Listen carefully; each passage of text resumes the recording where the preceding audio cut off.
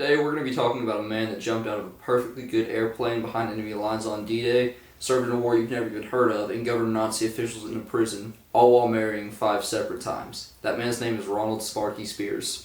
Ronald's father, Robert, was born in Greenock, Ireland in 1882, and in his early life he became an apprentice to an engineer fitter in the Glasgow area, where he learned to make parts for machines. In 1908, he married Martha McNeil and then moved to the coast so Robert could fit guns on ships. He did this throughout World War I, and at the end of the war, there was a work shortage in England. Knowing this, he moved to the United States, promising his family that they would move with him when he found work.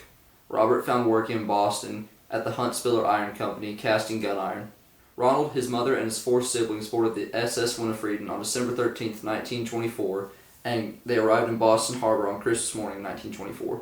The Speirs family lived in Suffolk County, Boston, a part of the city known for its Irish immigrants. Through the 8th grade, Ronald spent most of his time in school. While in high school, some Army officers came to his school and encouraged the kids to take a summer civilian military training course, which, as far as you and I need to be concerned, is JROTC before parenting put the fun out of it. Graduating in 1938 with the nickname of Jock, Speirs had the goal of being successful, and after high school he got a certificate from Bentley College in accounting and would become a junior accountant. Then, on December 7, 1941, the Japanese would attack Pearl Harbor, and like every young man at the time, Ronald felt a need to go and serve his country.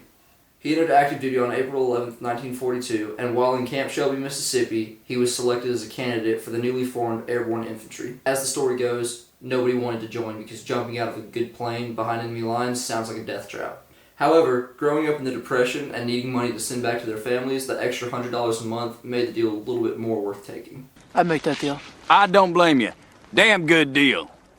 In addition, the chance to prove himself among the best added some incentive too. After joining, he was ordered to Camp Toccoa, Georgia as part of the 506th Parachute Infantry Regiment. The camp is overshadowed by an 800-foot mountain that the men had to run 3 miles up and down 2 to 3 times a week, and they would coin the phrase, "We stand alone together." Speirs would go to a few more camps and earn his jump wings at Camp Mackle, North Carolina, and after Mackle, on June 1, 1943, a full year before D-Day, the 101st would be shipped out to Liverpool, England.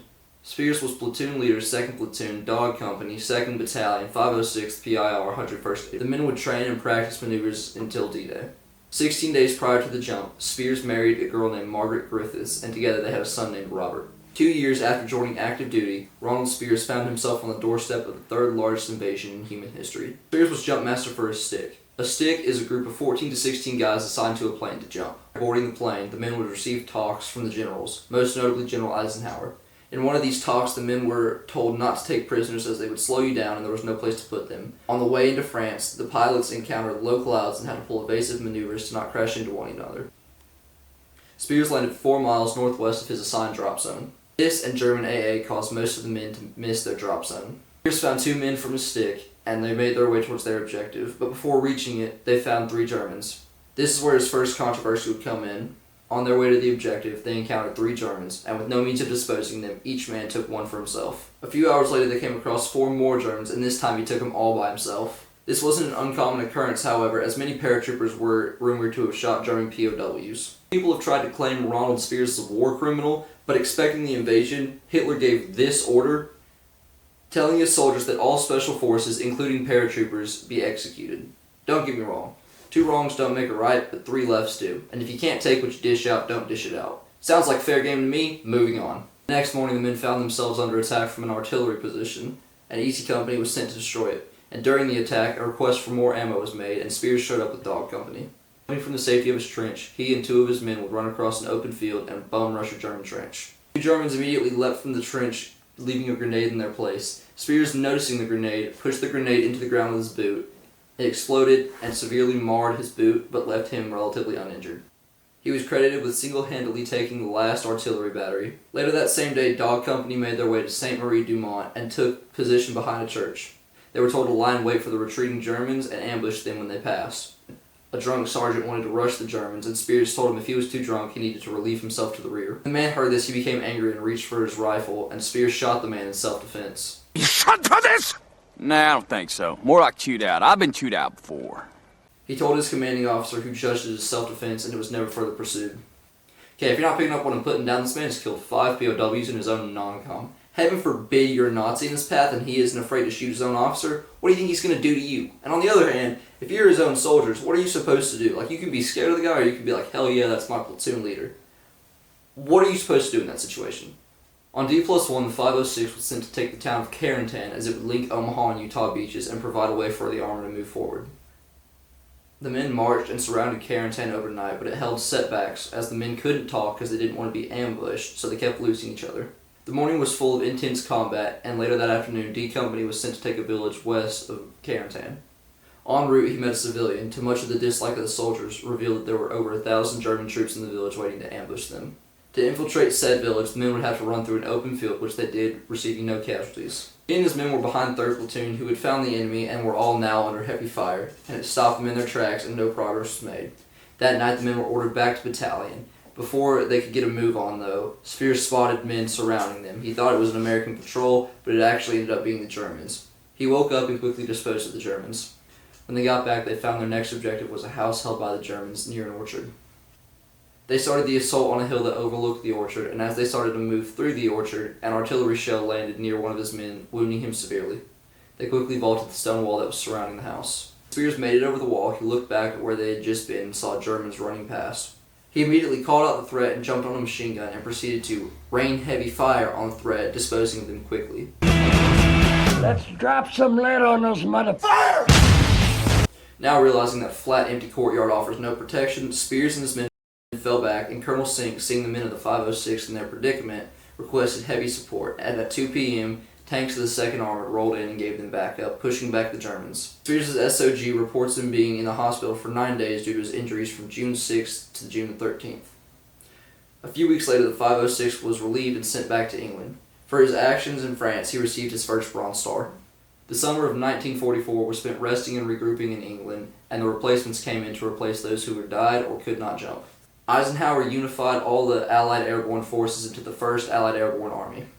Next up was Operation Market Garden, where the 506 would be tasked with taking the town of Eindhoven and the stretch in between another town of Sun, called Hell's Highway. On October 5th, the Germans tried to capture the town of Apuesen.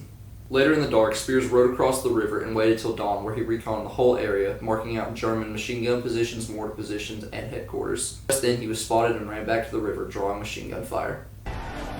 Time to go.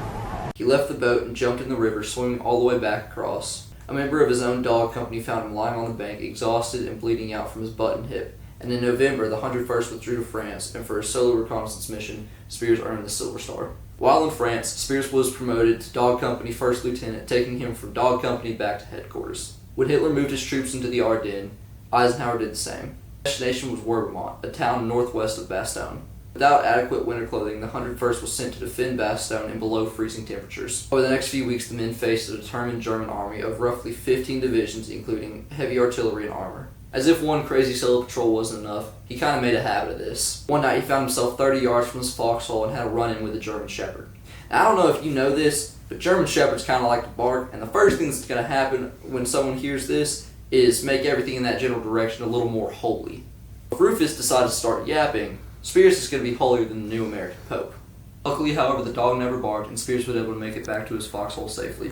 Later, when the Germans started shelling Bastogne, the men of 2nd Platoon started looking for cover. They found a solid stone farmhouse and darted for the cellar, only to find that it was filled with a whole Belgian family. Knowing only the little French, the men were able to trade chocolates for the hour that they were in there instead of talking. When Speirs was later asked about this, he stated that he often wondered about the kids and whatever happened to them. A little later, the Germans grew a pair and sent over an ultimatum to General McAuliffe, to which he famously replied, "Nuts." Finally, on the 26th of December, General Patton's 3rd Armor rolled through and liberated Bastogne.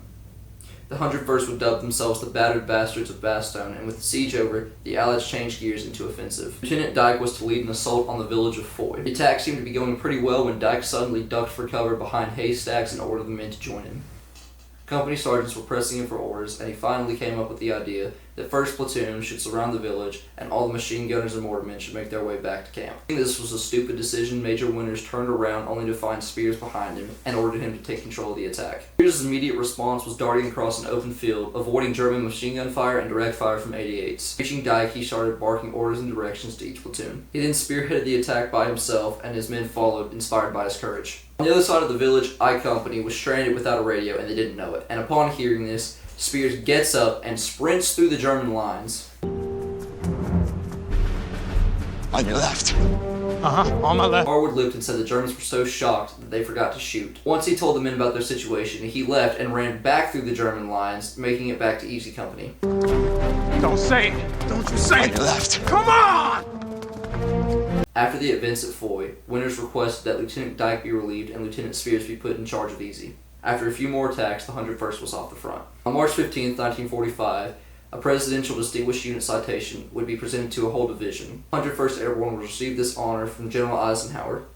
After receiving this, the 506 was ordered to Hagenau to hold the line. It was basically just intense relaxation. The Germans held the North Bank while we held the South, and while no direct attacks were launched, the Germans kept snipers and would occasionally launch artillery. While here, Speirs planned another reconnaissance mission, and it was successful in its goals. If you're not picking up what I'm putting down, if you're a German on the fun end of this guy's gun, you're fucked. Towards the end of March, the 506 got word that they would deploy to the Rhine. While traveling through Germany, Easy would guard displaced person camps and POW camps. Eventually working their way towards Berchtesgaden, the home of the high-ranking Nazi officials, they took it without firing a shot. The Nazis surrendered by the dozens. The town held one special thing, however, Hitler's Eagle's Nest. Following in Easy Company's AO, the Screaming Eagles would occupy the Eagle's Nest. First found Goring's famous art collection and his luxury Mercedes, who immediately reported it to Speirs. Immediately, he strategically transported equipment to an alternate location and took the car for a joyride around the surrounding countryside.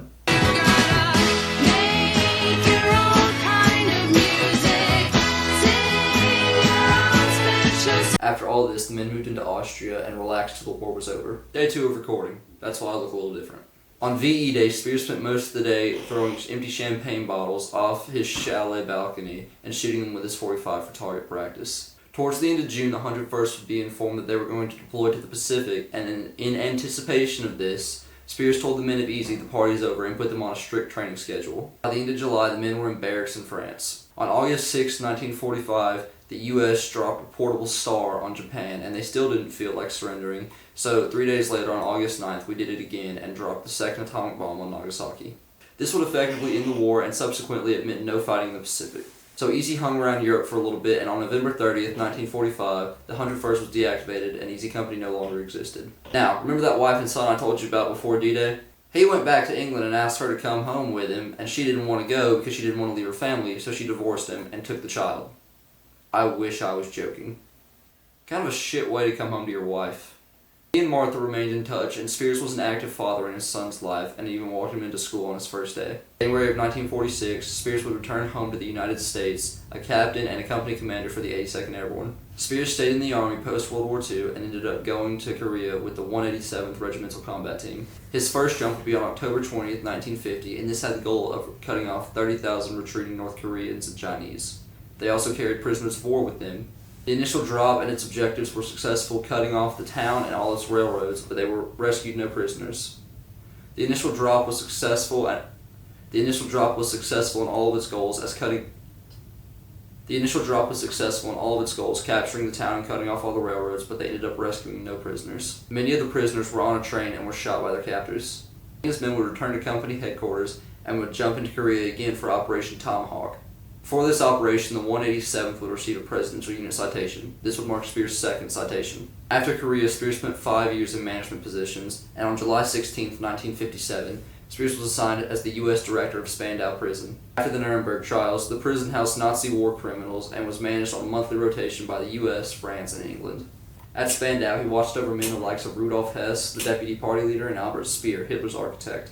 After only a month at Spandau, he was reassigned to military intelligence. Alright, hear me out. This is the late 50s in Berlin, and we're doing military intelligence for the US during the Cold War. Military intelligence at this time could have meant anything from spying and tapping into Russian communication lines to straight up infiltrating Soviet bases. Christopher Lee, some of you may know him as Count Dooku, was a spy for the RAF and did some badass shit in World War II. The US was known to do some crazy stuff at the time, especially against communism, so what I'm basically trying to tell you is Speirs was doing some gangster shit. Later promoted to lieutenant colonel, and in August of 1961 he was sent to Laos to train the Royal Lao Army. For this, he would earn the Legion of Merit and the Army Commendation Award. Speirs resigned from the military in 1964, and after his military career, he proceeded to go on one of the greatest run of side quests anyone has ever seen. Post-military, Speirs held a position at the Pentagon and was nominated by President Reagan to be U.S. Ambassador to Pakistan. He would also serve as Undersecretary of State Management. In addition, he would become the highest-ranking American citizen at the UN Secretariat. He is UN Undersecretary for Political Affairs. He would retire for good in March of 1992 and stay with his family in California. He would live the rest of his life in peace, passing away on April 11, 2007 in St. Marie, Montana. This has been my project on the life of Lieutenant Colonel Ronald C. Speirs. If you like this, check out the Fat Electrician on YouTube. He was my inspiration for this video. Coach Veeder, thank you for teaching this class. I've always been a history geek and really intrigued by both world wars. Your class was always something fun to look forward to, and I actually learned a lot more than I thought I would. It's easily my favorite class I've taken at Indy, and you're definitely my favorite teacher. I hope you continue to teach this class and that someone else can have just as much fun as I did. If you like this video, check out the Fat Electrician on YouTube. He makes American military content just like this one, and with your sense of humor, you would really find him entertaining. Thanks, Coach. Have a great summer.